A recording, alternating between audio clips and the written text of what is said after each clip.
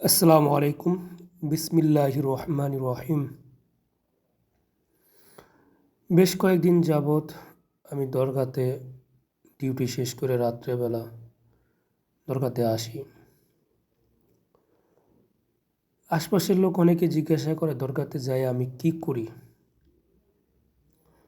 মূলত আমি দরগাতে আসি এখানে এক রাউন্ড দিই, ঘুরি, পরে এখানে এসে বসি। তো বসে আসলে মানুষ দেখি,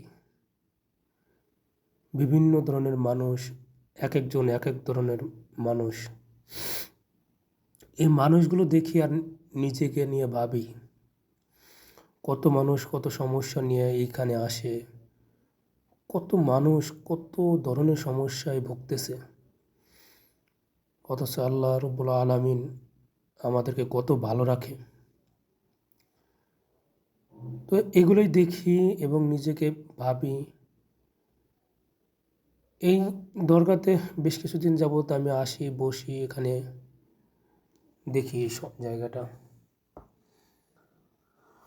তো ভাবলাম আপনাদের সাথে এই জায়গা, এই দরগা, এই ভিডিওগুলো শেয়ার করি। হযরত শাহজালাল রহমতুল্লাহ আলাইহি দরগা শরীফ, এটা আপনার সিলেট আম্বরখানা রোডে অবস্থিত। যারা বাইরে থেকে আসতে চান তারা আসতে পারবেন। বন্দর থেকে 15 টাকা ভাড়া আপনাকে দরগা গেটে নামাই দিবে। যারা রেল স্টেশন অথবা কদমতলী বাস স্ট্যান্ড থেকে আসতে চান তারা সরাসরি দরগাতে আপনারা সিএনজি পাবেন, অথবা কষ্ট করে বন্দর আসবেন, বন্দর থেকে আপনার দরগাতে আসবেন, 15 টাকা ভাড়া সিএনজিতে অথবা রিক্সায় আসবেন। এটা হচ্ছিল আপনার শাহজালাল রহমতুল্লাহ আলাইহি দরগা।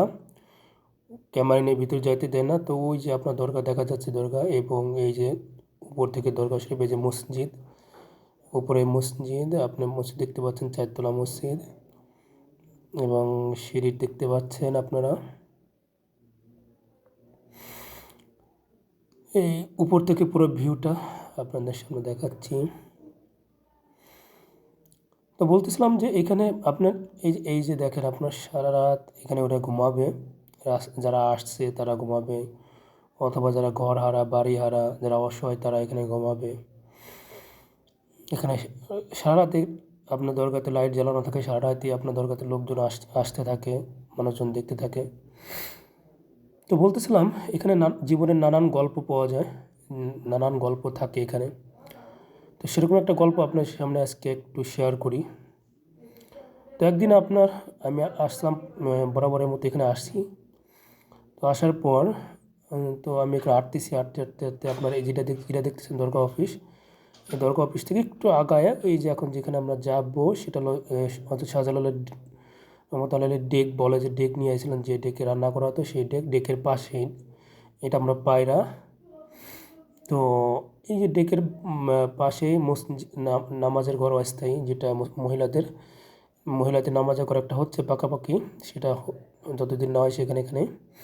এই যে ডান পাশে যে রান্নাঘর, এইখানে আমি একটু হাঁটতেছিলাম, ভিতরে ঢুকতেছিলাম, এখানে সিন্নি রান্না হয়।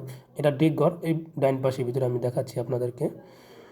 এইখানে এক মুরব্বি দেখলাম কিছু বাই করে খাইতেছে আপনার এই বস্তা থেকে, এই এক্স্যাক্টলি এখানে, এই যে এইখানে। তো বস্তা থেকে বাই করে খাইতেছে।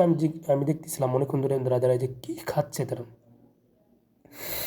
তো দেখতেছি সে মূলত এই সিনে যে পলিথিন, মানে পলিথিন দেয়, সেই পলিথিন থেকে সে যে খাবার তারা খায় ফেলাই দিছে, সেই পলিথিন থেকে সে খাবার কিছুই নাই, অর্থাৎ 1 দানা 2 দানা ভাত রয়েছে বা 1 দানা 2 দানা খিচুড়ি রয়েছে, সেই খিচুড়ি সে খাচ্ছে।